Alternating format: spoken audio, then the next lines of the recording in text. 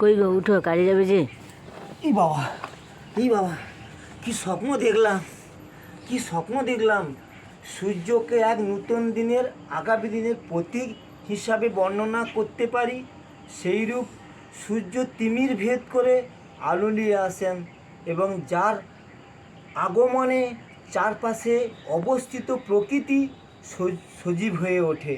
ঠিক তেমনি মৈত্রী মোবাইল আগামী দিনের আমাদের কাছে পথের দিশারি। 2025 সালে পুজোর যে ধামাকা সোনার কয়েন ও সাইকেল আরও অন্যান্য পুরস্কার ছিল, সেই সমস্ত পুরস্কারগুলি ফেসবুক লাইভ করে বিজয়ীদের হাতে তুলে দেওয়া হয়ে গেছে। সেই অনুষ্ঠানে আমি উপস্থিত ছিলাম, আর রাজীবদার ফেসবুক শেয়ার করার জন্য আমাকে এই উপহারটা মৈত্রী মোবাইল দিয়েছে। তাই 2020 সালে পুজোর যে বিশেষ ধামাকা আসতে চলেছে, আমি আজ থেকে প্রস্তুতি পর্ব শুরু করে দিয়েছি। আপনারাও প্রস্তুতি পর্ব শুরু করে ফেলেন। 2026 সালে আমাকে মৈত্রী মোবাইল থেকে যে বিশেষ পুরস্কারটি থাকবে, সেটা আমাকে জিতে নিতে হবে।